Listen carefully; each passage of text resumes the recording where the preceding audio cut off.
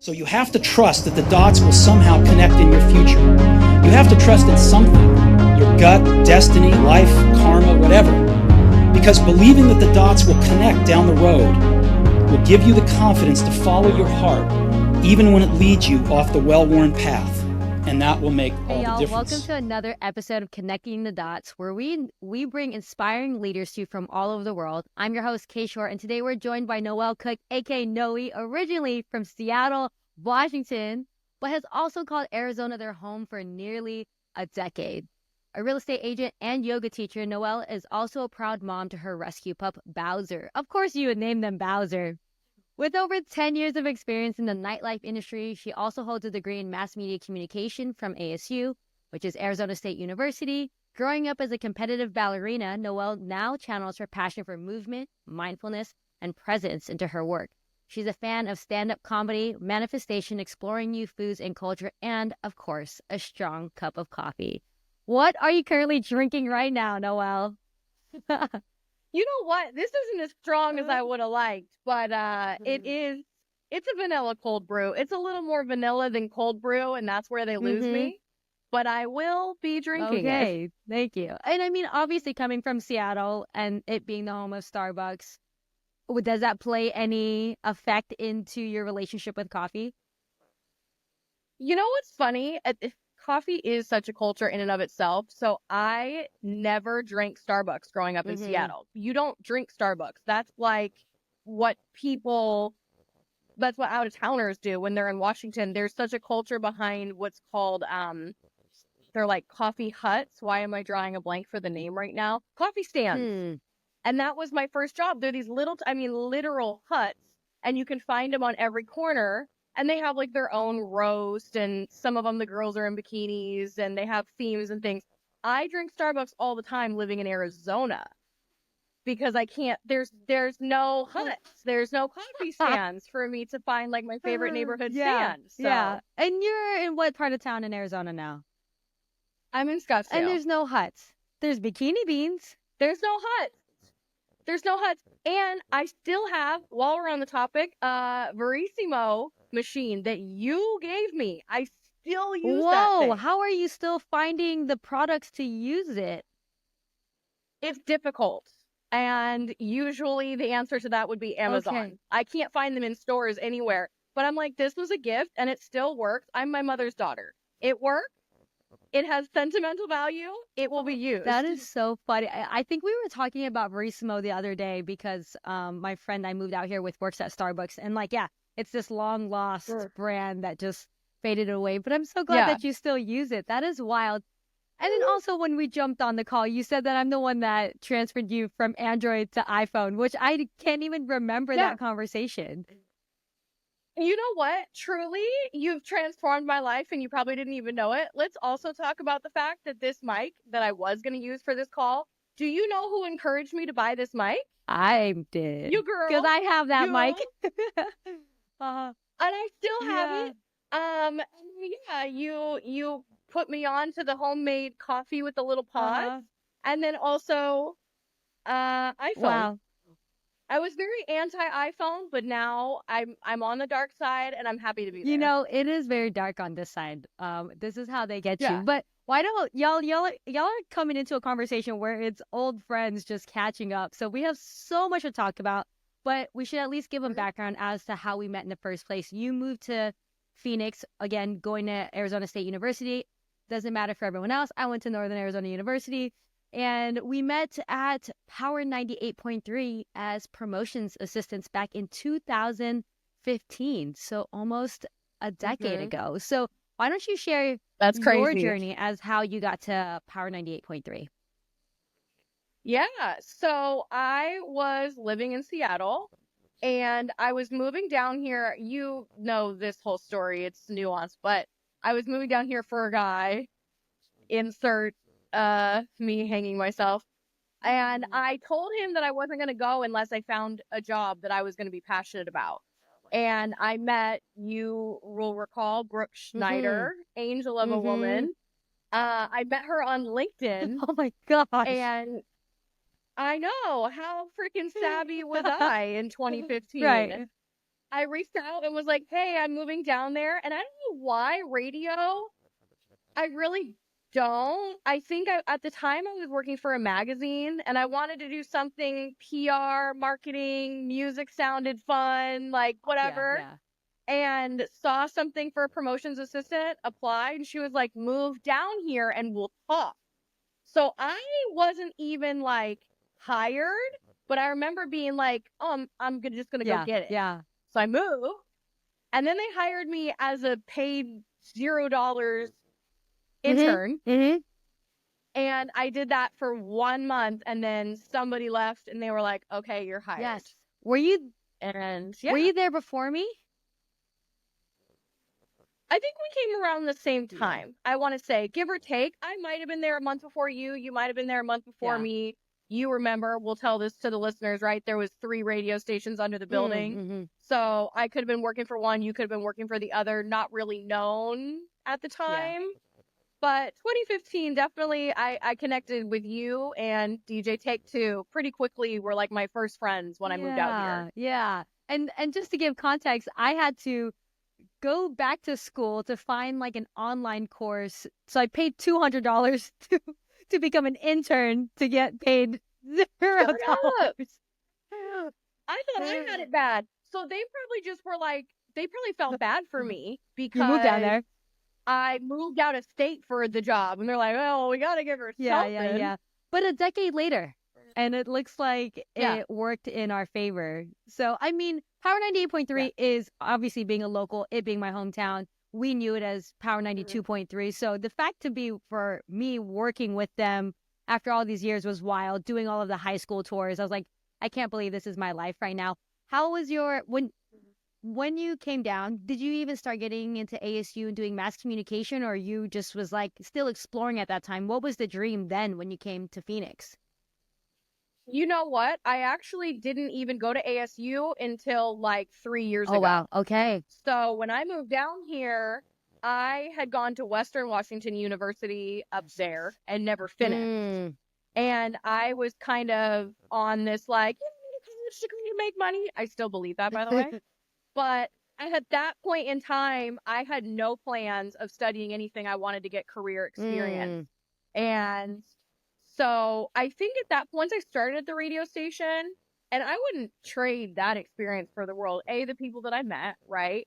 But the things that we got to do and the events that we got to be a part of, and just like it's definitely a family that no one would understand unless you had been in it, right? And being new to Arizona, I learned literally the cross streets. I learned what buildings were. I learned the culture. I had no friends. I made friends and made connections through radio, which was amazing. It doesn't pay for shit. So I think at the time, can I cuss on this podcast? Of course. Go. So I thought at the time that I was going to work my way into being an on-air personality. That was the dream. And I dabbled a little bit. I did a few fill-ins here and there. But I don't think, I mean, you know this. We talked a lot about this a long time ago. I don't think my mouth belongs on FM radio. So that was the dream at the time. Yeah. No longer the dream. And then fast forward years later, several different jobs in several different industries. COVID happened. And just like everyone else, I was like, what has my life become? And decided to go back to school. And do I use that degree now even? No, absolutely the fuck not. I have it. So I went back to ASU later on, unrelated to radio. There was your long-winded answer. I appreciate that. I mean, what are we here for? And that's what even before we got onto the podcast platform, y'all, it was so nice to know that I'm like, oh, I'm getting on with like Noey. Like we literally grew up with social media the way that it was. We were in radio when it was having the turn of Instagram and turning more to video. Like we were actually like in the thickets of watching it transform before our eyes. And I remember being in that experience and being like, how is radio even making money? Like I'm confused, right? Because we were just kind of in the midst of all of it. I'm curious because then you later went to do podcasting. I'm curious of your experience in radio and how it led to you moving into podcasting and you saying like, oh, I don't have a mouth for being an on-air personality on radio. I was just talking about this FM radio. FM. Yeah. continue with that. But I was just telling someone the other day Yeah. that I was like, I couldn't do it because I couldn't continue to listen to the same songs and then finding some sort of newsworthy thing to snip it within the commercials. Like it felt repetitive to me. So I was like, I knew it wasn't for me. So I was curious about your experience and then you broadening into podcasting. Yes, I'll ask that there because I want to hark on you even us coming up with your name. So that's why I'm like, okay, but we'll start from there. So go ahead.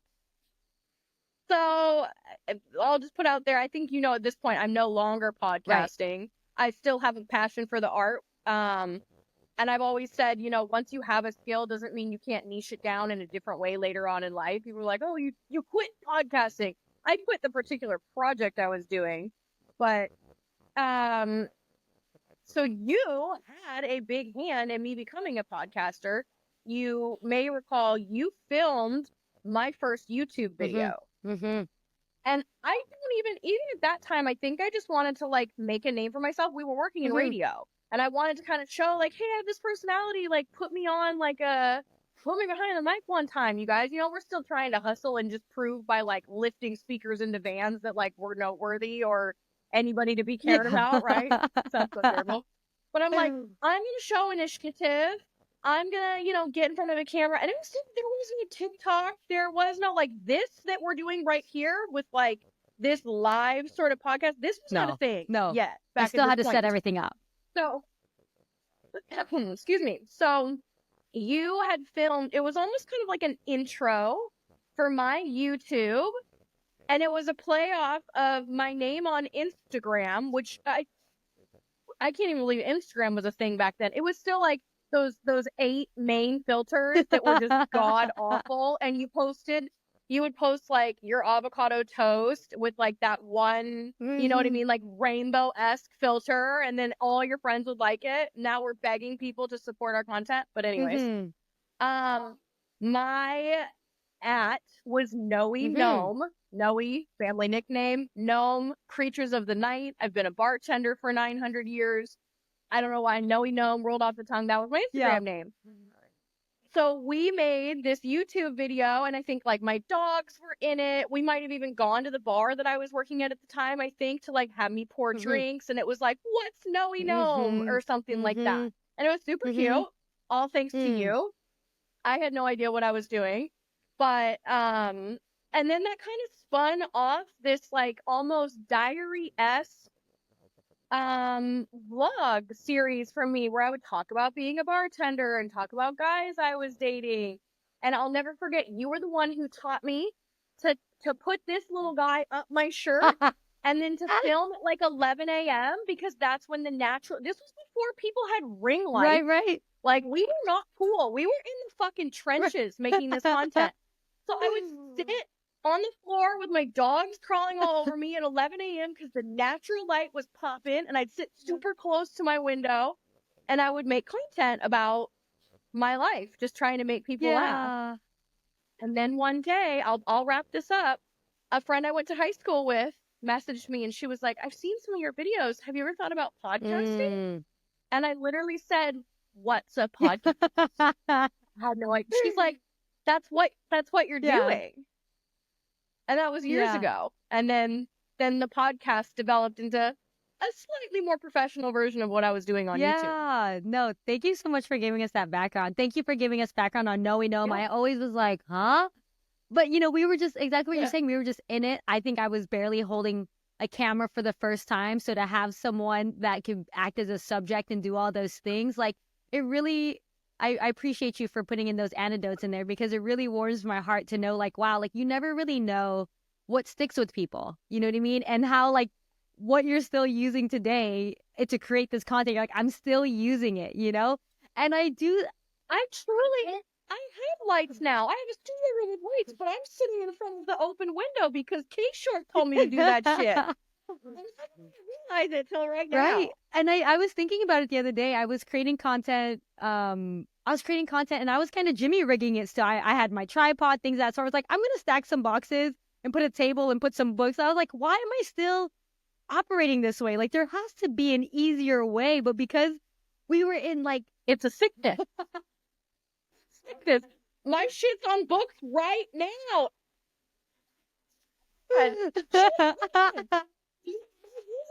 No.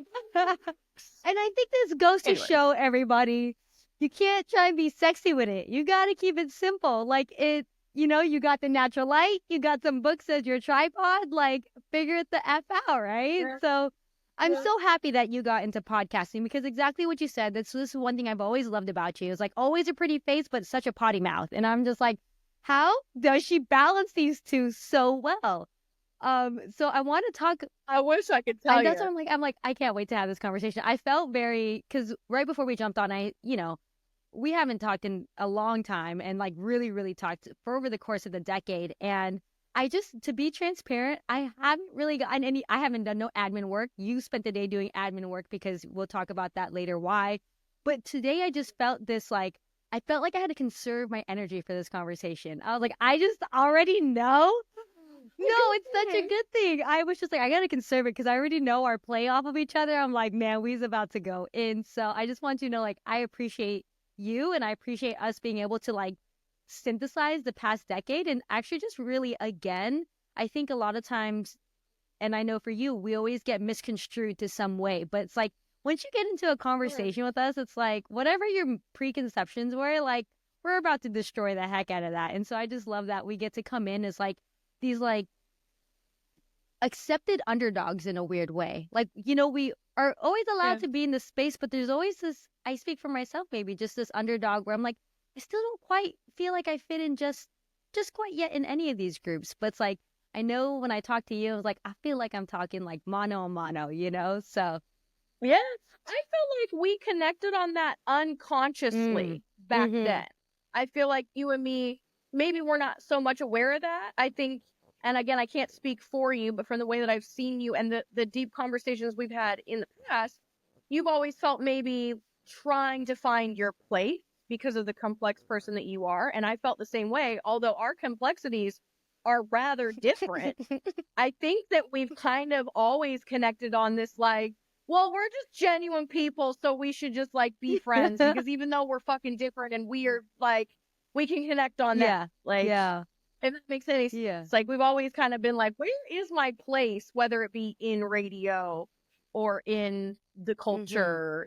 I've always kind of been the Scottsdale version to your Phoenix, maybe. Yeah, 1,000%. And I think this is what I've been wanting to talk to you about for a very, very long time. Because if anyone's going to give it to me straight, it's going to be you. And I'm just saying, I just appreciate it right now. Okay, so you were doing radio. Then you went into podcasting. I mean, share, what if there was any other pivotal moments during that time for you? Because I kind of want to talk more about being in Nightlife, because I think there's a big misconception there. And then, of course, exactly what you're saying. We're on opposite sides of the spectrum, but you're being in a space, again, as social media is growing. Now, before, women like you back in the day, without social media, we just going to go and enjoy y'all. But now, all y'all, we all can follow each other.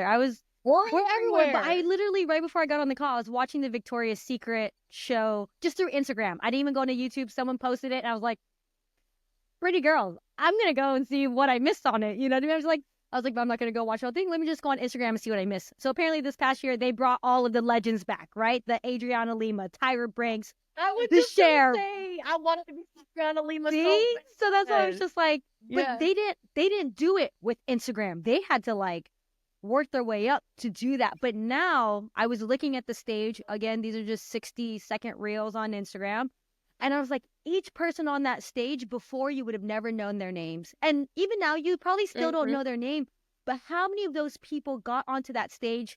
You can now follow them, get to know them. But like, again, being in the thickets of the past decade of growing up with social media in this way, I'm just curious, as someone who also has been in the industry, also playing into Nightlife, like how have you taken in like the past decade and what it means? And this is the conversation. Quote, this pretty people privilege, and what is that like as someone who now can be more magnified and more beautified, but also, again, what I've always loved about you is like, yes, pretty, but also don't get it twisted. I'm gonna leave it there. I Yeah. know it's a lot, but I've well, been wanting to well, dive thank into you. this for so long. Well, you know what's interesting? I'm having a little bit of a social media renaissance right now myself. And so I think if you had asked me this question a year ago, it would have been different from Tell me. today. And if you had asked me this question even 2 years ago, it would have been different from my own personal journey with social media.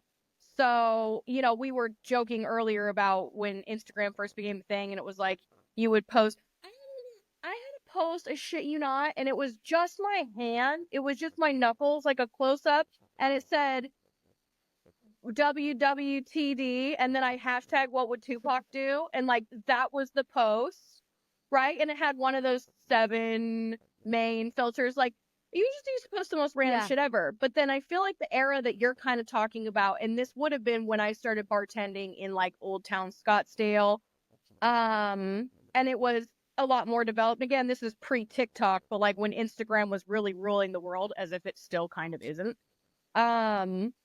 Tremendous pressure, bro. Like tremendous pressure to, I mean, if you go and look at some of my pictures of what I looked like back then, I had white, blonde, like please insert me looking like Khaleesi into this podcast.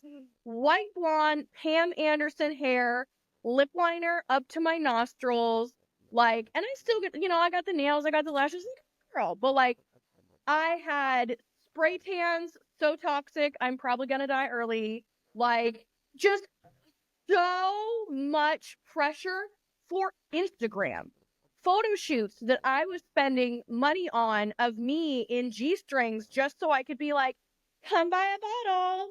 And like, that was how you got the job. If you didn't look a certain type of way, you did not get these jobs. And it's crazy even thinking it's just like Old Town Scottsdale. Like, I can't even imagine Miami, Vegas. Like, there is a bottle girl look, a bartender, a porn star look that you have to fit into to get followers on Instagram to get the job in real life. It's like this, well, I don't know. It's and I didn't notice until recently how much it bothered me because I've created a new Instagram account after spending years of posting my ass and twerk videos trying to get people to follow me, and I did. I had a big following.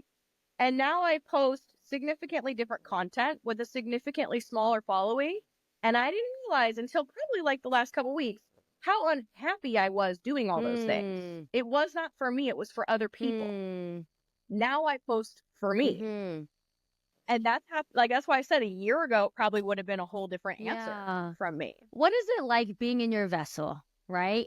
I'm just, I don't know how many times, I don't know if we ever have these conversations, right? I think for folks, for us who are not as symmetrical, that's what it really comes down to, y'all. Psychology, symmetry, when it comes to what pretty people, it's about symmetry. What is it like being in that vessel? Like, what are the first, like, misconceptions people have? And, like, it's, you know what I mean? Like, I can't even describe it. I was like, because I don't know the experience all that well, but, like, what are the misconceptions and what you've had to battle and fight for continuing to be yourself when you could have easily, I mean, we know the people could have easily just fallen into just almost, not saying that the path is easy, but I'm sure there's some perks with it. I'm sure you get a free muffin every once in a while, so I'm just curious, the pros and cons. My life is significantly more boring. Significantly. I used to have dates lined up in the DMs out the fucking yin yang. Do you think people are hitting me up to flirt with me based on my yoga and real estate content? Absolutely not. But in retrospect, when I'm posting myself with bottles and the teeny little outfits and shaking my shit and I'm in the club every weekend, those people that are seeing me in the club, following me, like that whole lifestyle, sure, was I getting dates every weekend? Yeah. Was it with people that I would actually want to keep in my life and take seriously? No. Yeah. So the phone is dry. The DMs are mostly dry. It's so crazy how just like your presence on Instagram can really affect, like you said, the vessel, the real life. And I'll be honest, every single time you sit and you're like talking about pretty privilege and like being a pretty girl, I'm like, am I? Like, I genuinely question that. I don't feel that way when it comes to Instagram. Now, in regular life, if I'm walking down the street, I feel myself to be a pretty confident, relatively attractive female. On Instagram, it's all about what I should look like, what I could look like, what I used to look like. I don't feel pretty on Instagram anymore. So to me, and I have no problem being real about that sort of thing.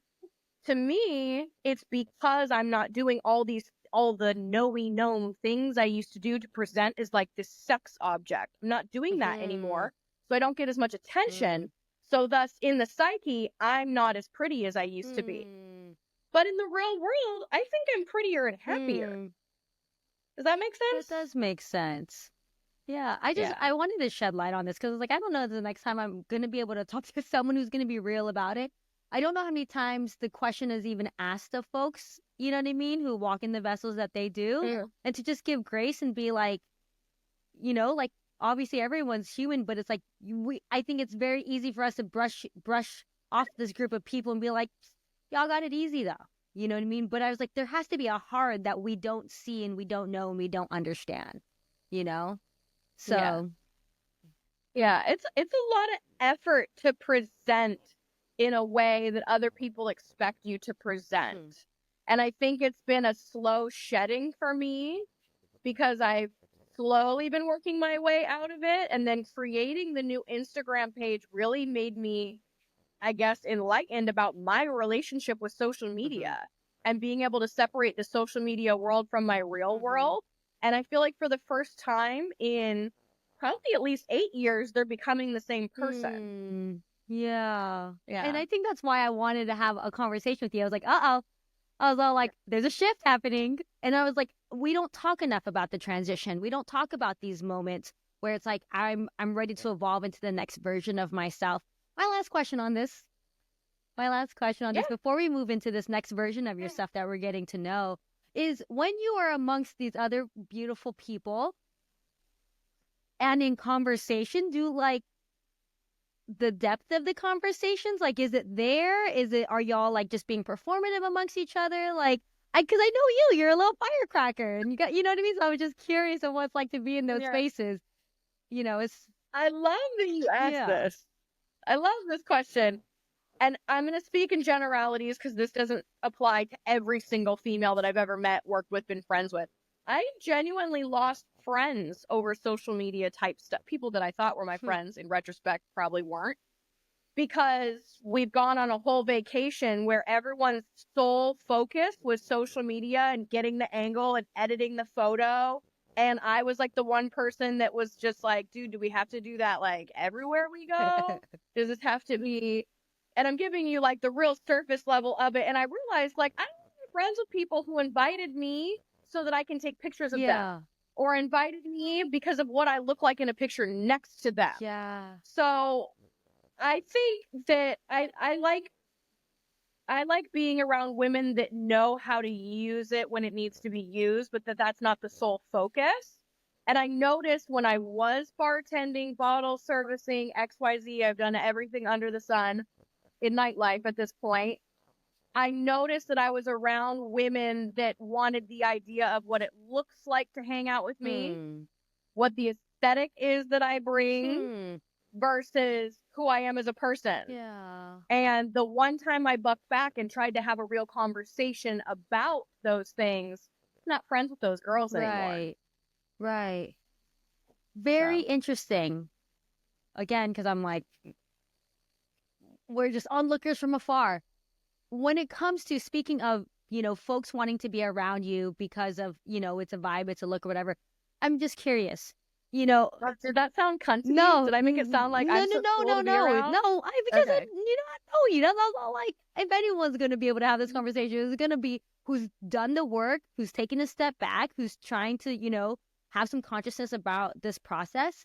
But you also got to the point, I'm curious, you got to the point of the last time I checked your old Instagram, 2 things on that is you got to 13.8 thousand followers, right?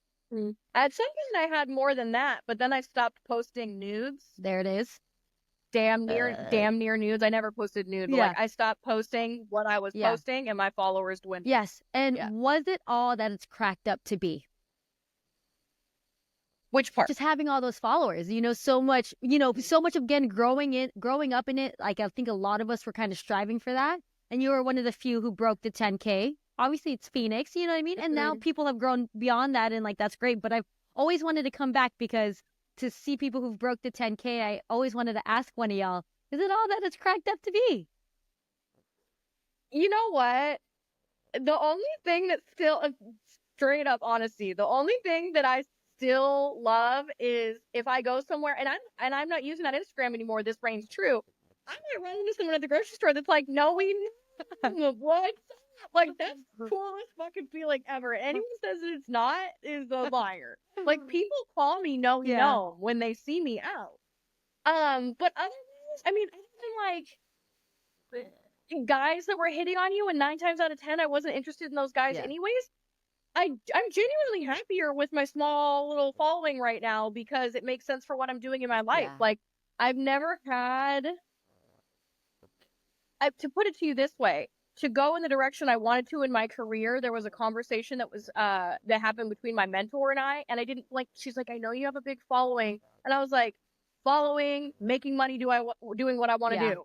And it wasn't a no-brainer to start a new Instagram. So I don't really think it's worth a damn. And I think with the way things change in a few more years, it ain't gonna be worth a damn for anybody. Yeah. And it's crazy because we've spent a decade on that thing, doing the things that we were doing to generate that following and to do the thing. Yeah, I was just so curious. I was just like, I want to know. I want to know if it's all that's cracked up to be and what came with it. You know, the good and the bad. Oh, well, here, you'll love this.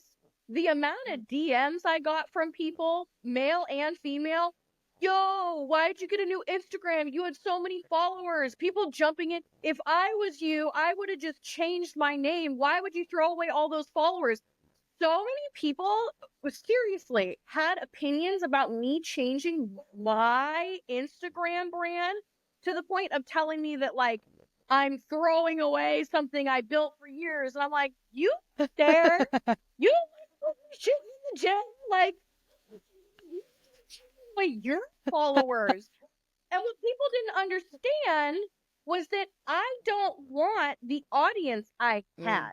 It had nothing to do with the name Noelle. Hey, it had nothing to do with the name Noey Gnome. It had everything to do with the people that were following Noey Gnome. So I had to separate them. If that makes sense. It makes sense, not a lived experience. It does make sense. So what turned for you?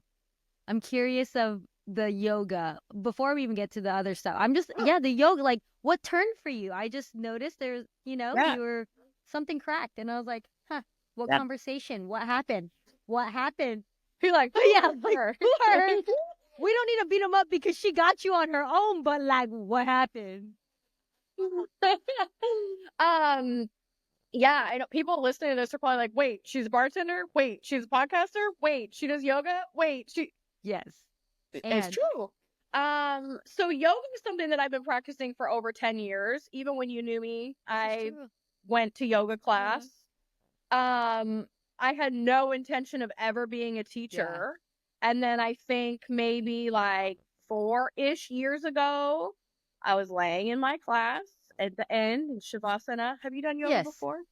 Actually, so you know Shavasana? Yes. Go ahead. Corpse pose, end of class, you're laying there.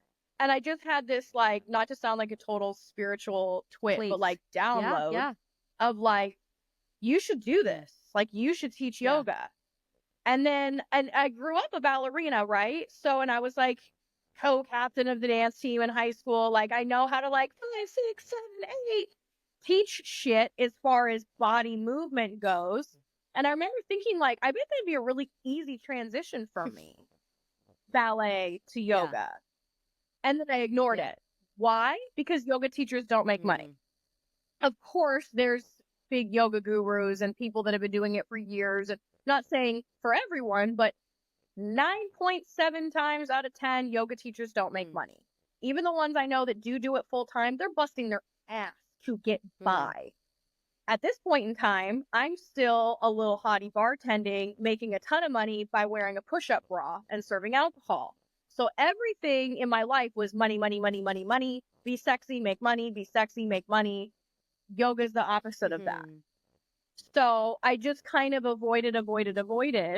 And then, I don't know, one year, I think I remember telling my boyfriend at the time, I was like, hey, I'm going to be a yoga teacher.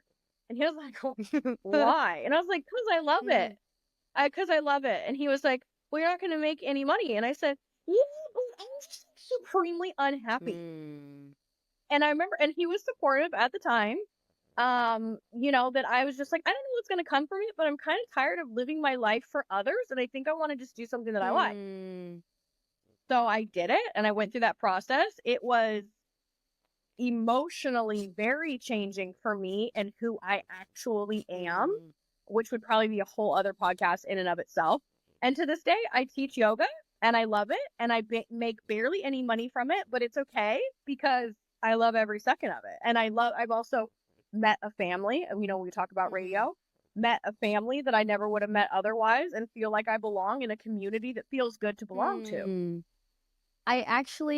Two things. I actually live 2 miles away from the guy who brought yoga from the east to the west. So his name is Yogananda. I'm not sure if you know him. Okay. He's a spiritual leader. And yeah, he came from India. I think this is like in the early to mid 1900s. Yeah, just 1950 or whatever. And yeah, he brought yoga to the west. So I live 2 miles away from where that's his wild. hermitage is at, where he like wrote this basically a second book to the Bible for those of people who are into yoga and that. Right. So, and I'm in California. How I random. know, it's crazy. And I was like, and I'm in California now. You know what I mean? So it's like obviously being in Arizona. But two, this is something that I feel like I'm just, you know me, I have ideas, but speaking of like pretty people privilege and speaking of yoga, I don't know. I think you can lead that. I think you can teach and like break open these women who've gone through similar paths or going through similar paths behind you to be like, hey, like if you're going to do this and you're going to use your vessel to like make a few bucks for the next couple years to get through school, like fucking do that. You mean, but just know that you're so much more, right? Like to have this practice and you're so much more than that, to have it in duality of both. You know what I mean? Because how many women, how many men, guys are going through their thing too right now. It's like the moment that I have a lot of male students, actually. But as I'm saying, like, I don't know. I just feel like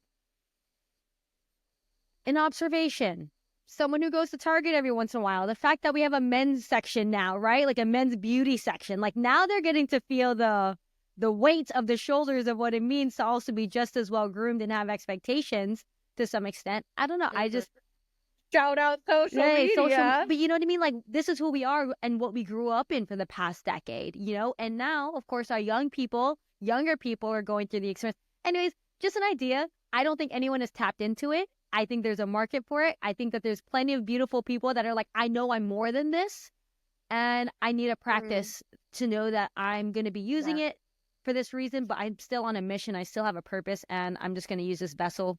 If it gets me indoors in other ways, then it wouldn't if I didn't look this way. So it did. I will say, I did go through, after going through yoga teacher training, I did go through like a coaching course. Okay. The idea was to create yoga into more of maybe even something where I can podcast still. And I do have sort of a passion project that's been put on pause because of other things I have going on that I would like to see myself pursue. I think in terms of what you're talking about, creating more of a career avenue for myself with yoga. In the future. But that's loaded. But I think that's the thing with you and what I love about you. Like these two, what seems separate but very similar, can come together. I don't know. I just haven't seen it yet. Because exactly what you're saying, like yoga is like, oh yeah, like you're pretty and like there's no money, or in yoga is like there's no money in that, whatever. But I was like, but there's a blend, that there's a gap that to be made, you know what I mean, in a bridge. And I was all like, if anyone could do it, it's gonna be you. Oh, thank you. And there are people that do it. I follow tons of women online that teach yoga. I mean, I think it'd be amazing to travel the world and teach yoga via the internet with these just amazing backdrops, in different countries and things like that. But it takes time, just like Instagram, to build the following, build the trust, build the clientele. And I still feel that there is a relative amount of imposter syndrome when it comes to yoga. I did take to it very easily. I started teaching the day after I graduated. I already had a job, not to toot my own horn, but in the same breath, I have a lot to learn.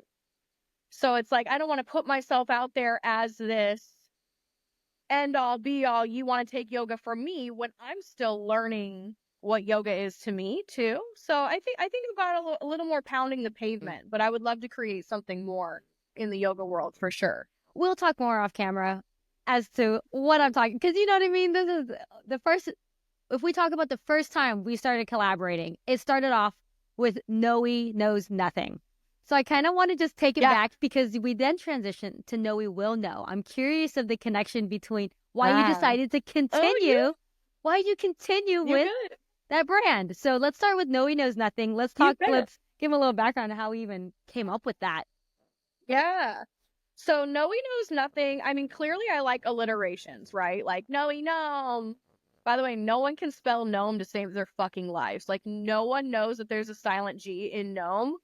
But we've already clarified that I'm like an English teacher on this call, right? Or maybe that was before we hit record. Anyways, Noey knows nothing. The idea with Noey knows nothing is two things. One, I really didn't know what I was going to make my show about. I was like, I just want to like talk about life. Like, I feel like when I have conversations with people, can go all into left field. Example A right here. But then also like kind of a comedic thing about like, I do know some shit, you know? So the reason why I switched, and I almost changed my new Instagram to be Noey knows nothing. And then I really kind of just, I wanted to go more because my new page is mostly about real estate. Here's a whole other chapter we have to get into. And with real estate, I really wanted to hone in on the Scottsdale area where I've lived for several years. And what do I know about Scottsdale? And so that's where I kind of like took the alliteration and changed it to Noey will know. Like, Noey will know where to go. And I do. People are like, hey, where do I get my hair done? Noey will know. Hey, where do I get my nails done? Noey will know. Hey, what's the hottest new restaurant? Noey will know. So that's kind of how that came about. I was like, you know what? I really need to step into a chapter of what I do know and what I am owning. Because I wanted to make my new Instagram more of a career focus. So no one wants to work with someone who doesn't know shit, right? Yeah. No, I remember us coming up with that name, and like typing it in the bar, and I was just like, I remember saying like it leaves it open-ended for you to figure it out, and which I think what is beautiful about that, because most people try to come in as experts, but we said, let's take a step back and be like, we're still just learning and figuring out how to put our phone on a tripod, but we're still going to use, you know what I mean? Like, and whatever the case. But I totally agree with you. This stepping into like, I do know some things. I may have not known some things, but I definitely know something now that, that I'm willing to share. So, you talked about going into yoga. That can turn into a whole other conversation. But why real estate? What happened there? What download did you get? You know what? Again, I've for a long time had the idea of owning like Airbnbs. Like, I've always thought it'd be cool to own multiple properties. Give myself, I'm going to go to the Florida house for this weekend. This always kind of seemed like this long-term wealth idea that I had. And then in 2022, I was doing very well financially. RIP, that was a good year. And I decided I was going to look into buying a condo in Scottsdale and doing just that. And I met my now business partner / mentor. I was her client. She took me around shopping. And then I decided interest rates were super high. I was getting ready to leave the nightlife. So I'm like, all right, interest rates high as fuck, prices high as fuck. And then I'm stepping away from the job that's allowed me the money to be able to do this. Probably not a good idea to buy right now. Thank God I didn't. Sure enough, transitioning career-wise, I would have then had where I currently live and then a whole other, anyways, whatever. So her and I, sorry, one of my fake eyelashes in my face. Love it. These things to be fun. Hold on, the light is in my eye. I just hit her up like a few months later and I was like, hey, I know this is super random, and like you showed me all these houses and I never bought any of them. I'm thinking this woman hates me, right?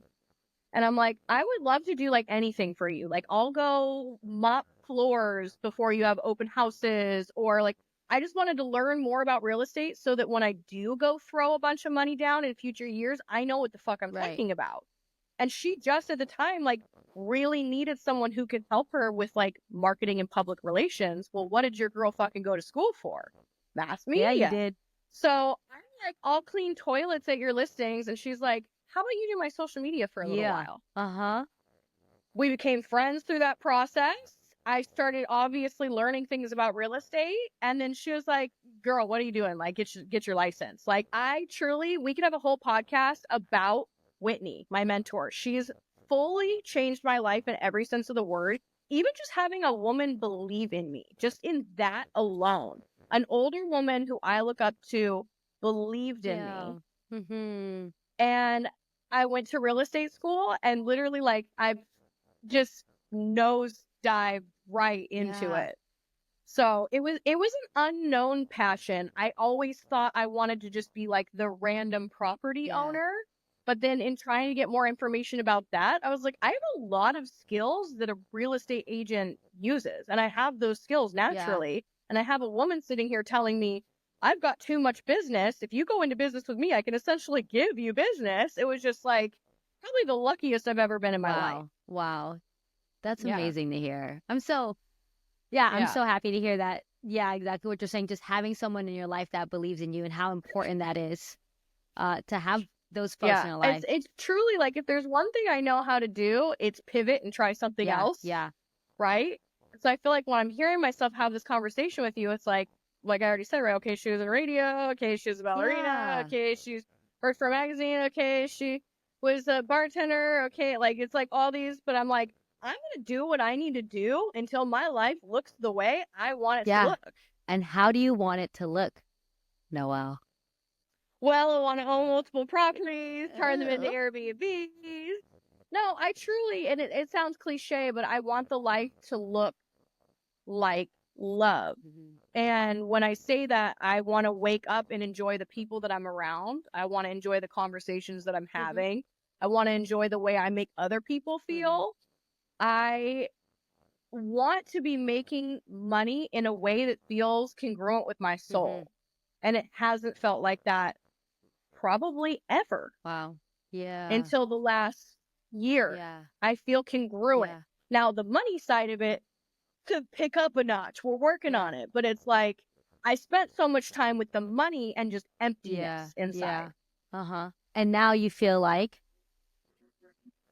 I feel full, but now I just need to get the money tank to come match it, right? So better late than never. I love that. And again, that's what I'm saying. And what I love about you is that, you know, you're going to continuously work and progress towards what wants to be fully expressed through you, and that you're not going to stop at a chapter and just stay in that chapter because it's nice right now. You know what I mean? Exactly what you're saying. The money was nice. Soul wasn't so nice. Now you're like, okay, we got to switch it and trying to find that balance and that congruency. And it's like, that's freaking hard. A lot of people don't do that, will not do that.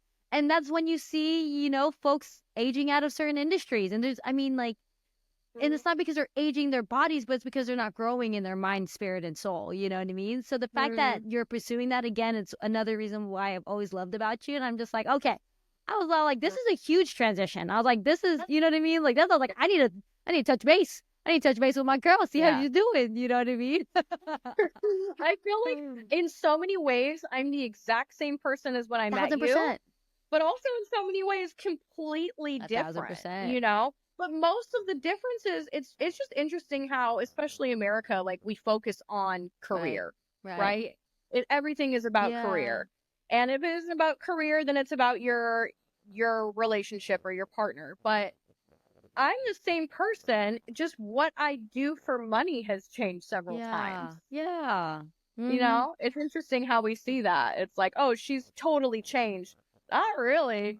I still got the same lame jokes. I'm still obsessed with dogs. I still drink coffee 7 times a day. I'm just in a different industry. Yeah, but and to wrap things up, tell us 2 ways you have changed in the past decade. I think that I am, well, certainly a lot more in tune with what I want instead of trying to match what other people see me as. I think I'm a lot more self-aware. And I think people in my life may laugh at this, but I am more patient. Patience has always been something I'm not strong at. And that's why I say people will laugh because they'll probably be like, "Oh, you're the least patient person I know." But I have improved. And I think that for having that patience of like even transferring in the career and knowing that it's not just going to be like success right away. That was what always brought me back to the nightlife. I'd leave and then go back and then leave and then, because I was like, I want to make money. And now I think I'm patient enough to realize that like true happiness and joy will eventually bring me what I want, but it's not an overnight process. Yeah, I love that. Thank you so much for sharing that. Thank you. I want to know where people could find you, but I want folks to know, of course, if they're watching, like, why should they work with you, particularly in real estate? That's a big decision. That's for those of people who are ready to transition into that. Again, coming from a generation where we didn't even know if that's a possibility for us. Like, tell us more about why should we go to Noey Will Know, as to help us with this transition and purchasing a home in Scottsdale, Arizona. Yeah. I think for me, when it comes to real estate, it's the same reason you would want to work with me for yoga, the same reason you would want to work with me for social media, the same reason why you would maybe even want to just go to dinner with me as a friend. I'm going to tell you like it is. And in real estate, I am newer. Now, I have a couple clients already, and thank God they trust me, because a lot of people, if you're a novice in anything, they don't want to work with you because like, oh, she doesn't know. I'm going to be honest with somebody every single step of the way during that home buying or home selling process. Like, hey, I actually don't know the answer to that, but I'll talk to my mentor who's been doing it for 25 years. And I also think I like to keep things fun. I think you can do business and bring smile to people's faces. I've always done it in everything, and I bring that into real estate as well. This is very true. No, we know. Any last thoughts, any last things that are percolating on your heart that you want to mark in this point in space and time? Yeah, I'm just glad that we got to do this. You and I have kind of the random DMs and random text messages here and there, but I haven't gotten to really connect with you on a face-to-face basis. So thank you for having me.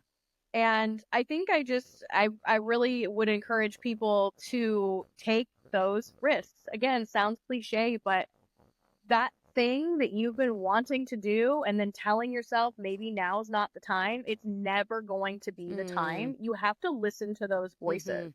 If something continues to repeat on your brain, maybe I should do this, maybe I should do this, maybe I should do this, you should definitely fucking do it. Yeah, I love that. So where can they find you on social media, my friend? On the thing that we love so much for the past decade. Yes, we do. It's Noey Will Know. Noey Will Know. There it is. I love it. All right, y'all. Noey, thank you so much for being on the show. I appreciate you just tech stuff, us figuring it out. And again, the tenacity, love it. And I love that you've shared your tenacity over the past decade. And I'm just so excited to, again, witness your journey, whether near or far, and just so excited for this next chapter in your life. So again, thank you for being here. Thank you. And I'm so excited for connecting the dots. Hey. I love this for you. Long overdue. I don't know what you're talking about. Anyways, everyone, thank you so much for tuning in to Connecting the Dots. Don't forget to subscribe for more inspiring episodes. Make sure to join us next time as we continue to connect the dots with leaders and visionaries who are making a difference. Until then, keep striving for your next breakthrough and embracing your potential. Bye now. So you have to trust that the dots will somehow connect in your future. You have to trust in something, your gut, destiny, life, karma, whatever. Because believing that the dots will connect down the road will give you the confidence to follow your heart, even when it leads you off the well-worn path, and that will make all the difference.